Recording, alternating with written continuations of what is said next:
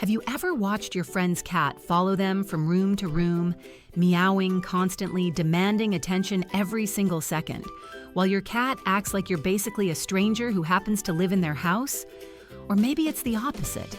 Maybe your cat won't let you use the bathroom alone while your neighbor's cat only appears twice a day for food and then vanishes like a furry ghost. Here's what nobody tells you when you adopt a cat. Their personality on the independent spectrum will affect your entire relationship. And here's the part that might shock you. The clingy cat and the aloof cat, they both need you desperately. They just show it in completely different ways. Today, we're diving deep into the world of cat attachment styles. We're going to bust some major myths, reveal what your cat's behavior actually means, and by the end of this video, you'll understand your cat on a level you never have before. If you want to become the cat owner who truly gets their feline friend, hit that subscribe button right now. Let's start with the cats that make their needs very, very obvious. The clingy ones. Picture this. You're working from home, trying to focus on an important video call.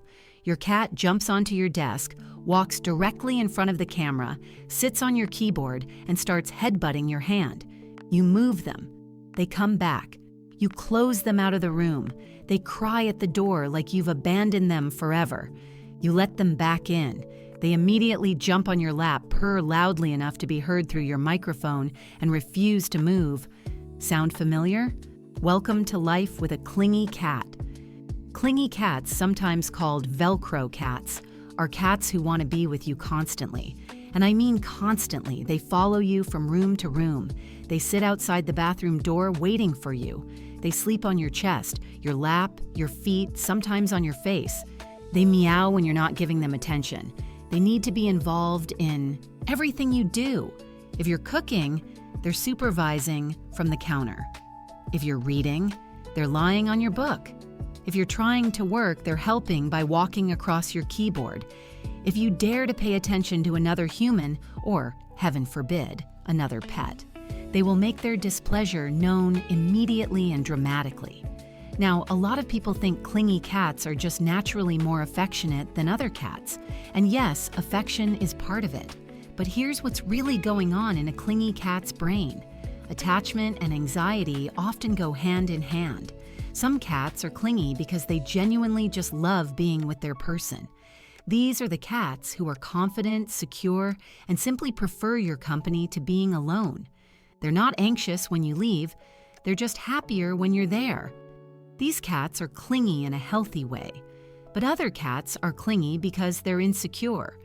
Maybe they were separated from their mother too early. Maybe they had an unstable early life with multiple homes.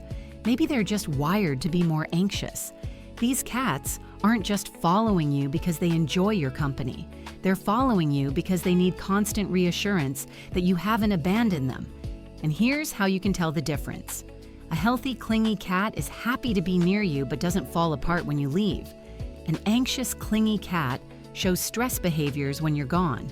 They might over-groom, leaving bald patches. They might refuse to eat. They might vocalize constantly. They might have litter box accidents. These are signs of separation anxiety, which is a real condition that affects some cats deeply. Let me share something that surprises a lot of people. Clingy cats are often more work than independent cats. I know that sounds backwards. You'd think an independent cat who doesn't want your attention would be easier. But clingy cats have high emotional needs that you have to actively manage. They need interactive play sessions every day, not just throwing a toy, but engaging with them directly. They need mental stimulation because boredom makes their clinginess worse. They need routine and predictability because changes stress them out. If you have a clingy cat and you suddenly start working longer hours, or you bring a new partner home, or you adopt another pet, that clingy cat is going to have opinions, loud, persistent opinions. They might act out, they might become destructive, or they might become even more clingy, which you didn't think was possible but somehow is. Clingy cats also struggle more with change. Moving to a new home can be traumatic for them. Even rearranging furniture can throw them off. They derive security from sameness, from knowing where everything is and where you are at all times. But here's the beautiful part about clingy cats and why so many people absolutely adore them. They make you feel needed in a way that's incredibly fulfilling. There's something deeply satisfying about being the center of your cat's universe. When you come home and your clingy cat greets you at the door, meowing with joy, rubbing against your legs, it feels amazing. When they choose to sleep curled up against you instead of anywhere else in the house, it's a form of love that's hard to describe. Clingy cats are often incredibly in tune with their owner's emotions. They seem to know when you're sad and will come to comfort you. They pick up on your stress levels and respond. Many people with anxiety or depression find enormous comfort in having a clingy cat who provides constant, unconditional companionship. During the pandemic, when so many people were isolated and working from home, clingy cats suddenly became everyone's favorite coworker. That cat who wants to be on your lap during every Zoom call, that's not annoying anymore, that's emotional support. So who should have a clingy cat? People who are home a lot, people who work from home, people who genuinely enjoy constant companionship, people who don't mind being followed to the bathroom, and people who can commit to daily interactive engagement. Clingy cats are for people who want to feel needed and who have the time and emotional energy to meet those needs. Who shouldn't have a clingy cat? People who travel frequently, people who work long hours away from home, people who value a lot of personal space, and people who want a pet that's more independent. Because here's the thing, you can't train a clingy cat to not be clingy. That's their fundamental nature. You can manage it, you can make sure their needs are met so they're not anxious, but you can't fundamentally change who they are. Now let's talk about the complete opposite. The cats who act like they're doing you a favor by living in your house. Imagine this scenario. You adopt a cat. You bring them home, set up a beautiful bed for them, buy expensive toys, fill their food bowl with premium food. The cat looks at you with what can only be described as mild disdain, eats some food, and then disappears under your bed for 3 days. When they finally emerge, they establish a routine. They appear at feeding time, eat efficiently, and then vanish again. Sometimes you hear them moving around at night. Sometimes you catch a glimpse of them staring at you from a doorway. But when you approach to pet them, they walk away, not running, just calmly removing themselves from your presence like you're a stranger at a bus stop. This is life with an independent cat. Independent cats, sometimes called aloof cats, are cats who seem to barely tolerate human existence. They don't follow you around. They don't seek out affection. They might sit in the same room as you, but they're on the opposite end of the couch, maintaining a respectful distance. They don't meow for attention. They don't sleep on you. Some independent cats will allow brief petting sessions on their terms, but it's very much, "I'll decide when this is over. Thank you." And here's what breaks new cat owners' hearts. Some cats are like this permanently. They're not warming up slowly. They're not traumatized. They're not sick. This is just their personality. They're independent. A lot of people think independent cats don't love their owners, and that's completely wrong. Independent cats absolutely form attachments to their humans. They just express it differently. An independent cat might show love by being in the same room as you, even if they're not touching you. They might slow blink at you from across the room, which in cat language is basically blowing you a kiss. They might bring you a toy and drop it near you, not because they want to play, but as a gift. They might sleep on your worn clothing when you're not home because it smells like you and provides comfort. Independent cats love you. They just love you from a distance, on their own terms, in their own way.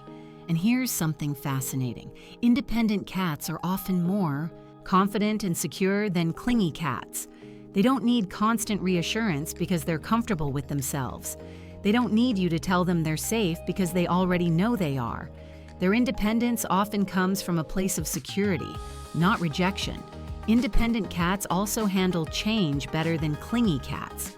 Moving to a new home, they'll explore, establish a new territory, and adapt. You're going on vacation and someone else is feeding them? They barely notice you're gone. You rearrange the furniture? They'll investigate the changes and move on with their lives. For people with busy lifestyles, independent cats are often ideal. They don't fall apart when you work late.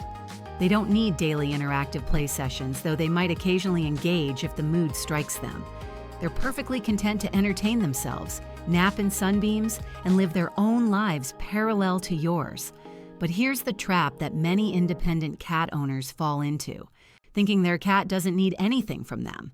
This is where I need to bust a major myth. Independent cats still have needs. They're just quieter about expressing them. An independent cat still needs environmental enrichment. Just because they don't beg you to play doesn't mean they don't need mental and physical stimulation. They need scratching posts, climbing opportunities, window views, and yes, toys. They might play with these things when you're not watching, which is why you find toys scattered around the house even though you've never seen your cat touch them. Independent cats still need routine vet care.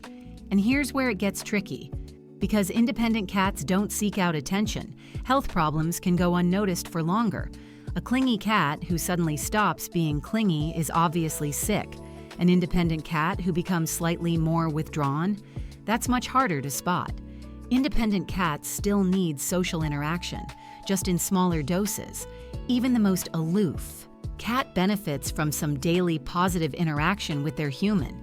It might just be you sitting quietly in the same room or offering a few chin scratches that they tolerate for exactly 30 seconds before walking away. But those small moments matter. And here's something that breaks my heart. Independent cats in shelters often wait the longest for homes. People walk past them because they're sitting calmly in the back of the kennel, not rushing to the front to greet visitors. They're not meowing desperately or reaching through the bars. They look completely unbothered by the potential adopters. But that independent cat is still a cat who needs a home. They're just not performing need the way clingy cats do. I've fostered several very independent cats, and here's what I've learned. They can be incredibly rewarding companions if you adjust your expectations. There's something peaceful about living with an independent cat. They don't demand anything from you. They're just there, a quiet presence, living their lives alongside yours. Some of my favorite moments with independent cats have been the small ones. The cat who never sat on laps but would sit exactly 3 feet away from me every evening while I read. The cat who didn't like to be held but would sleep at the foot of my bed every single night. The cat who would ignore me all day but would appear and sit near me if I was upset, not touching, just being there. These cats were showing love, just differently. So who should have an independent cat? People who respect boundaries, people who don't need constant affection from their pets, people with busy schedules, people who want a low-maintenance companion, and people who can appreciate subtle shows of affection. Independent cats are for people who understand that love doesn't always look like cuddling, who shouldn't have an independent cat. People who need a lot of physical affection from their pets, people who want a cat they can cuddle and carry around, people who will feel rejected by a cat's aloofness, and people who need that emotional feedback of being obviously needed, because an independent cat will make you work to see their love. Now here's where it gets really interesting. What determines whether a cat is clingy or independent? A lot of it comes down to genetics and early socialization. Kittens who are handled gently and frequently by humans between 2 and 7 weeks of age tend to be more comfortable with human contact throughout their lives. Kittens who have minimal human contact during this critical period often remain more independent or even fearful of humans. Breed plays a role too. Siamese cats, Burmese cats, and ragdolls are known for being more social and attachment-oriented. They're more likely to be clingy. Breeds like the Russian blue or Norwegian forest cat tend to be more independent by nature, but individual personality matters enormously. You can have 2 kittens from the same litter, raised identically, and one turns out clingy while the other is independent. Just like humans, cats have inherent personality traits that aren't entirely shaped by environment. Life experiences also matter. A cat who was abandoned or went through multiple homes might become clingy from insecurity, constantly worried their current home isn't permanent. Or they might go the opposite direction and become independent as a protective mechanism. deciding not to get too attached since humans have proven unreliable. Here's something crucial. Neither clingy nor independent is better or worse. They're just different. Our culture tends to praise dogs for being devoted and attached to their owners. So when cats behave the same way, we think that's the good kind of cat. We think clingy cats love us more. But that's not true. Independent cats love their humans just as much. They just express it in ways that don't involve being in your lap 24 hours a day. And honestly, if we're being fair, independent cats might actually be healthier emotionally than extremely clingy cats. A confident cat who's comfortable being alone is showing emotional resilience. A cat who falls apart the moment you're out of sight might need some help building confidence and security. Let's talk about what to do if you have a cat whose attachment style doesn't match what you wanted or expected.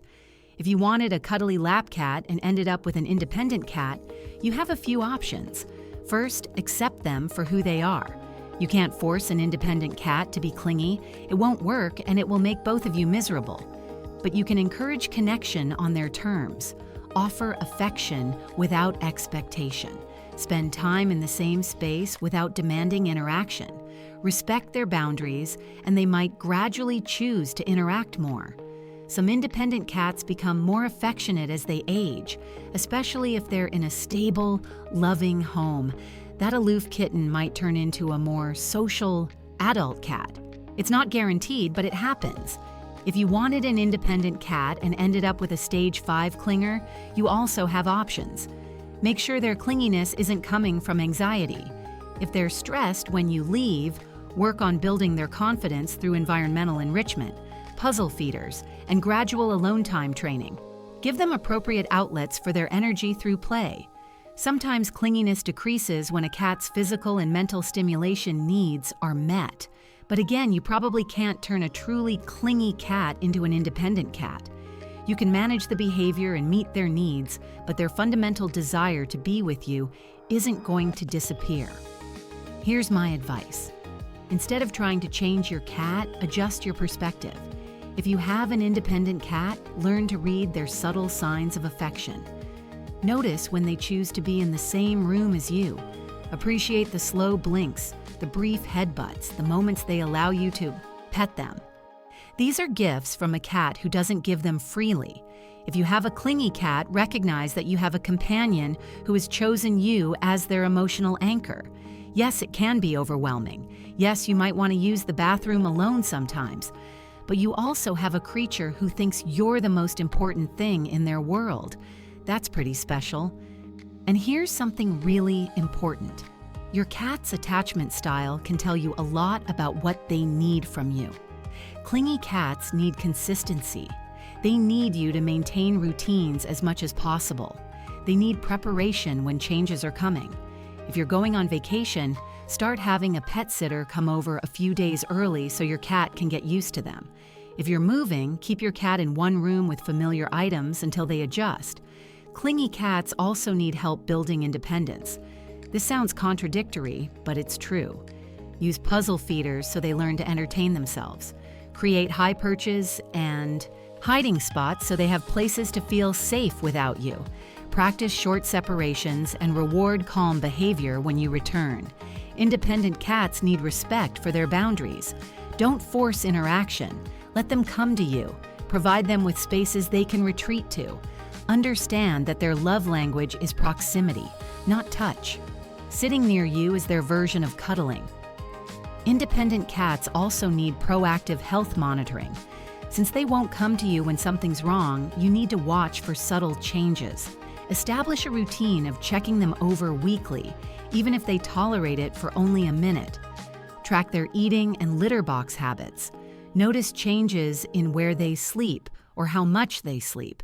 Can you have both types in the same household? Absolutely, and actually, it can work beautifully. A clingy cat and an independent cat often balance each other out. The clingy cat gets some of their social needs met by the independent cat, taking pressure off you. The independent cat has company without overwhelming neediness.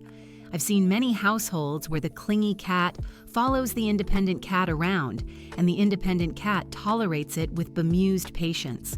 The key is making sure both cats' needs are met. The clingy cat might need more interactive playtime with you. The independent cat might need spaces the clingy cat can't access, like high perches or separate rooms. But here's something you might not expect. Sometimes, the independent cat becomes slightly more social because of the clingy cat's influence. And sometimes, the clingy cat becomes slightly more confident because the independent cat models that it's okay to be alone sometimes. Let's talk about one more thing that doesn't get discussed enough. Your own attachment style matters too. If you're someone who needs a lot of space and independence in your relationships with people, you might find a clingy cat suffocating. Their constant need for your attention might feel draining, rather than endearing. If you're someone who thrives on being needed and loves close connections, an independent cat might leave you feeling rejected and sad. You might constantly worry that your cat doesn't love you. The best cat for you is often the one whose attachment style complements yours. If you love having a shadow, get a clingy cat. If you want a roommate who keeps to themselves, get an independent cat. But here's the challenge. You often don't know a cat's attachment style until you've lived with them for a while. Shelter behavior doesn't always predict home behavior. A cat might be shut down and independent in the shelter but blossom into a social butterfly at home. Or a cat might seem friendly in the shelter but become independent once they feel secure in a home. This is why foster-to-adopt programs are so valuable. You get to see the cat's real personality in a home environment before committing. Here's my final thought on clingy versus independent cats. And this is important. Both types are teaching you something about love. Clingy cats teach you that being needed is a gift. They teach you patience when they're literally sitting on the keyboard you need to use. They teach you that sometimes love means showing up consistently, even when it's inconvenient. Independent cats teach you that love doesn't always look the way you expect. They teach you to notice small gestures. They teach you that respecting someone's boundaries is a form of love. They teach you that physical distance doesn't mean emotional distance. Both lessons are valuable. Both types of cats are deserving of homes and love. So whether you have a cat who won't let you shower alone or a cat who you only see twice a day at feeding time, you have a cat who has chosen you in their own way. Honor that choice by meeting them where they are instead of wishing they were different. If this deep dive into clingy versus independent cats helped you understand your own cat better, make sure you're subscribed to CatRules because we have more fascinating cat content coming.